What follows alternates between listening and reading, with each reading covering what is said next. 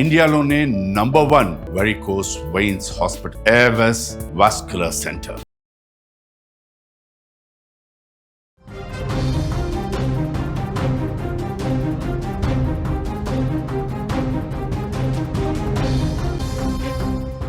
Big breaking news చూస్తున్నాం. కూకట్పల్లి బాలిక హత్య కేసులో ఇంకా మిస్టరీ వీడలేదు.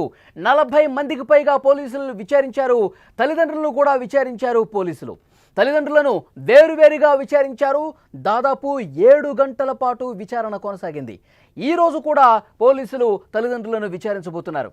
సెల్ ఫోన్ సిగ్నల్ ఆధారంగా విచారణ చేసే అవకాశం కనిపిస్తోంది. హైదరాబాద్లో కూకట్పల్లి బాలిక సహస్ర హత్య కేసు ఇప్పుడు పోలీసుకు ఒక ఛాలెంజ్గా మారిన పరిస్థితుంది. కేసు దర్యాప్తు జరుగుతున్న కొద్దీ అనేక కొత్త అనుమానాలు, అంతు చిక్కని ప్రశ్నలు తెర మీదకు వస్తున్నాయి. 4 రోజులుగా పోలీసులు దర్యాప్తు చేస్తున్నా ఇప్పటికీ నిందితుడి ఆచూకీ లభించకపోవటం, హత్యకు గల కారణాలు తెలియకపోవటం ఈ కేసును మరింత క్లిష్టంగా మార్చింది. సహస్రను ఎవరు చంపారు? నిందితుడు అసలు ఎక్కడున్నాడు? ఈ ప్రశ్నలకు సమాధానాలు దొరకటం లేదు. ఈ మిస్టరీని ఛేదించడానికి 5 ప్రత్యేక పోలీసు బృందాలను ఏర్పాటు చేసి దర్యాప్తును ముమ్మరం చేసినటువంటి పరిస్థితి ఉంది. అయితే పోలీసులు చాలా స్పష్టంగా చెప్తున్నారు, తెలిసిన వ్యక్తే, ఈ కుటుంబానికి అత్యంత సన్నిహితంగా ఉన్న వ్యక్తే హత్యకు పాల్పడ్డాడు అన్నది చెప్తూ ఉన్నారు. ఈ కేసు దర్యాప్తులో పోలీసులు అనుమానితుల జాబితాలో 40 మందిని గుర్తించారు. ఆ 40 మందిని పిలిచారు. ఆ 40 మందిని విచారించారు. కానీ ఎలాంటి క్లూ అనేది లభించలేదు. ఇప్పుడు పోలీసుల దృష్టి ప్రధానంగా సహస్ర తల్లిదండ్రుల మీద పడింది. నిన్న పోలీసులు సహస్ర తల్లిదండ్రులను కూకట్పల్లి పోలీస్ స్టేషన్కి పిలిపించి విచారించారు. 7 గంటల సేపు వాళ్ళని వేరువేరుగా ప్రశ్నించిన పరిస్థితుంది. ఈరోజు కూడా విచారణ అదేవిధంగా కొనసాగే అవకాశం ఉంది. మరోవైపు ఈ మధ్యకాలంలో కుటుంబ కలహాలు ఏమైనా జరిగినాయా, పాత కక్షలు ఏమైనా ఉన్నాయా, ఈ కోణంలో కూడా దర్యాప్తు కొనసాగిస్తున్న పరిస్థితుంది. వాళ్ళ కుటుంబ సభ్యులు, బంధువులు కూడా అనుమానం ఏదన్నా అనిపిస్తే కనుక వాళ్ళను కూడా పిలిచి విచారించబోతున్నారు. 3వ వ్యక్తి ఇంట్లోకి ప్రవేశించినట్లు ఎలాంటి క్లూ దొరకటం లేదు. అయితే పోలీసులు ఈ విషయం పట్ల చాలా సీరియస్గా ఇన్వెస్టిగేట్ చేస్తూ ఉన్నారు. అసలు ఒక్కటంటే ఒక్క క్లూ కూడా దొరకలేదు. బయట నుంచి ఏ వ్యక్తి కూడా లోపలికి వెళ్ళినట్టుగా ఆనవాళ్ళు కనిపించట్లేదు. సో దీని మీద ప్రత్యేకంగా ఫోకస్ పెట్టారు. ఇంట్లో ఉన్న వాళ్ళే, ఆ బిల్డింగ్లో ఉన్న వాళ్ళే అని పోలీసులు చాలా బలంగా నమ్ముతున్న పరిస్థితుంది. తమకు ఎవరిపైన అనుమానం లేదని చెప్తున్నారు తల్లిదండ్రులు. ఎవరితో అసలు ఈ మధ్యకాలంలో గొడవే పడలేదని తల్లిదండ్రులు చెప్తున్నారు. పోలీసులు ఈ విషయాలన్నీ తెలిసిన తర్వాత ఎటువంటి నిర్ణయానికి రాలేకపోతున్నారు. ఈ నేపథ్యంలో పోలీసులు ఈ కేసును మరింత లోతుగా దర్యాప్తు చేస్తున్నారు. సెల్ ఫోన్ సిగ్నల్స్ ఆధారంగా కూడా పోలీసులు దర్యాప్తు చేస్తున్నారు. నిందితుడిని గుర్తించడానికి ఆధునిక సాంకేతికత కూడా ఉపయోగిస్తున్నటువంటి పరిస్థితి ఉంది. అయితే హత్య జరిగిన భవనంలోని మిగతా ఎవరైతే అద్దెకుంటున్నారో, అలాగే పరిసర ప్రాంతాలు ఎవరైతే స్థానికులు ఉన్నారో వాళ్ళను కూడా పోలీసులు క్షుణ్ణంగా ప్రశ్నించారు. ఈ కేసులో సాధ్యమైనన్ని ఎక్కువ ఆధారాలు సేకరించడానికి పోలీసులు ట్రై చేస్తున్నారు. అన్ని కోణాల్లో పరిశీలిస్తున్నారు. చిక్కుముడిని విప్పటానికి శాయశక్తిలో ప్రయత్నం చేస్తున్నారు. ఎంతో ఛాలెంజింగ్గా మారిన ఈ కేసు మిస్టరీ ఎప్పుడు వీడుతుందో, నిజమైన నిందితుడు ఎప్పుడు పట్టుబడతాడో కూడా అర్థం కాని సిచ్యువేషన్ కనిపిస్తోంది.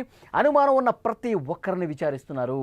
అన్ని కోణాల్లో దర్యాప్తు చేస్తున్నారు. నిన్న 7 గంటల సేపు విడివిడిగా విచారించారు తల్లిదండ్రుల్ని. తల్లిదండ్రులు ఎప్పుడు వాళ్ళు విధులకు వెళ్ళారు. ఉదయం 9 గంటల నుంచి మధ్యాహ్నం 1 గంట వరకు ఉన్నటువంటి సీసీ ఫుటేజీలు పరిశీలించిన తర్వాత ఎవరూ బయట వ్యక్తులు లోపలికి రాలేదని చెప్పి నిర్ధారించుకున్న తర్వాత తల్లిదండ్రులు ఇద్దరిని కూడా వేరువేరుగా కూర్చోబెట్టి చాలా కీలకమైన ప్రశ్నలు వాళ్ళని వేసినట్టుగా తెలుస్తోంది.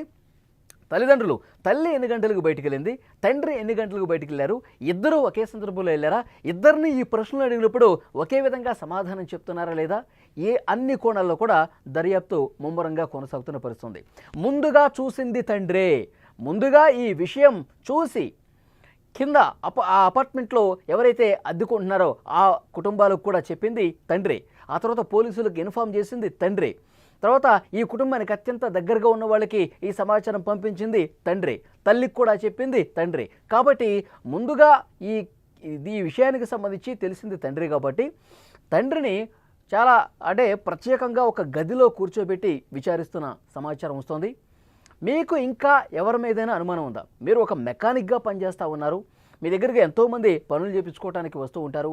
మీ కుటుంబ సమాచారం ఏమైనా మీ షాప్ దగ్గరికి వచ్చే వాళ్ళకి ఏమైనా తెలుసా? ఇంటి విషయాలు ఏమైనా ఇతరులతో పంచుకున్నటువంటి పరిస్థితి ఉందా? ఇంకా మీ బంధువులు ఎవరితో ఈ మధ్యకాలంలో ఏమైనా గొడవలు పడ్డ సందర్భం ఉందా? మీకేమైనా ఆర్థిక లావాదేవీలకు సంబంధించి ఏమైనా సమస్యలు ఉన్నాయా? ఎవరికైనా మీరు అప్పు ఉన్నారా? లేదంటే ఎవరి దగ్గరైనా మీరు అప్పు తీసుకున్నారా? సో ఈ అన్ని కోణాల్లో ఇటు ఒకవైపు ఆర్థిక పరంగా కుటుంబ సభ్యులకు సంబంధించిన ఇన్ఫర్మేషన్ అడుగుతున్నారు, బంధువుల్లోకి సంబంధించిన ఏమైనా అనుమానం ఉంటే అడుగుతా ఉన్నారు, అలాగే ఆ షాప్కి రెగ్యులర్గా వచ్చిపోయే వాళ్ళకి సంబంధించిన సమాచారం అడుగుతున్నారు. ఆ షాపులో ఎంతమంది పనిచేస్తారు, ఎంతమంది ఉంటారు, అందులో యువకులు ఎవరైనా ఉన్నారా? ఈ అన్ని కోణాల్లో దర్యాప్తు చేస్తున్నారు, కానీ ఇంతవరకు ఎలాంటి ఆధారం లభించలేదు. అనుమానం చాలామంది ఉంది. 40 నుంచి 50 మందిని పిలిచారు, పోలీస్ స్టేషన్కి పిలిచారు, విచారిస్తూ ఉన్నారు, వాళ్ళు కాల్ డేటా పరిశీలిస్తూ ఉన్నారు, కానీ ఇంకా ఎలాంటి ఆధారం దొరకని పరిస్థితుంది. మరోవైపు కాల్ డేటాను కూడా చాలా నిశ్చితంగా పరిశీలిస్తూ ఉన్నారు. కాల్ గత 2-3 రోజులుగా హత్య జరిగింది సోమవారం రోజు. సోమవారానికంటే 2-3 రోజుల ముందు రెగ్యులర్గా ఎవరితో టచ్లోకి వెళ్ళారు, ఎవరితో మాట్లాడారు, ఎంతసేపు మాట్లాడారు, ఏ విషయాలు మాట్లాడారు, అవన్నీ కూడా పరిశీలిస్తూ ఉన్నారు, క్రాస్ చెక్ చేస్తూ ఉన్నారు.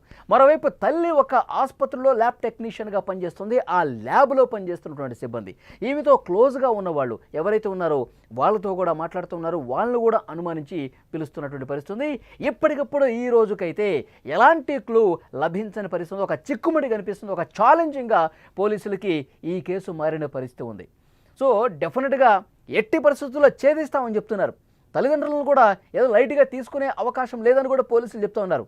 ఏమైనా కావచ్చు, తల్లిదండ్రుల మీద కూడా అవసరమైతే అనుమానం వ్యక్తం చేసి ఆ కోణంలో కూడా చాలా బలంగా ప్రశ్నిస్తామని పోలీసులు చెప్తూ ఉన్నారు. సో ఏది ఏమైనప్పటికీ వాస్తవం వెలుగులోకి రావాలి. తప్పు చేసింది ఎవరో తెలియాలి, హత్య చేసింది ఎవరో తెలియాలి, ఆ హంతకుడు ఎవరన్నది ఎట్టి పరిస్థితుల్లో కనిపెట్టి తీరుతామని పోలీసులు చాలా స్పష్టంగా చెప్తున్నటువంటి పరిస్థితి. ఒకరోజు లేట్ అవుతుందేమో, 2 రోజులు లేట్ అవుతుందేమో, కానీ పట్టుకోవటం మాత్రం పక్కా అని చెప్పి పోలీసులు చెప్తున్నారు. చాలా సీరియస్గా ఇన్వెస్టిగేట్ చేస్తున్నట్టుగా పోలీసులు చెప్తూ ఉన్నారు.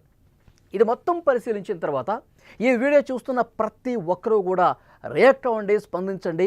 10 ఏళ్ల బాలిక సహస్రను అత్యంత దారుణంగా, క్రూరంగా ఒక కత్తి తీసుకొని మెడ భాగంలో 14 ఘాట్లు కనిపిస్తూ ఉన్నాయి, పోట్లు కనిపిస్తూ ఉన్నాయి. శరీరం మొత్తం కూడా చూసుకుంటే 20 చోట్ల బలమైనటువంటి కత్తితో చేసిన గాయాలున్నాయి. చాలా దారుణమైన విషయం. ఒక్కసారిగా హైదరాబాద్ మొత్తం ఉలిక్కి పడినటువంటి పరిస్థితి. ఇంట్లోకి ప్రవేశించిన ఆధారం కనిపించట్లా. మరి పట్టపగలు ఉదయం 10 గంటల సమయంలో ఇంట్లోకి వెళ్ళి మరి ఇంత దారుణంగా పైశాచికత్వంగా ప్రవర్తించి చంపేశారంటే చాలా దారుణం ఇది. సో పోలీసులు అందుకే ఈ కేసుని చాలా సీరియస్గా తీసుకున్నారు, అందరినీ విచారిస్తూ ఉన్నారు. మీకేం అర్థమైంది?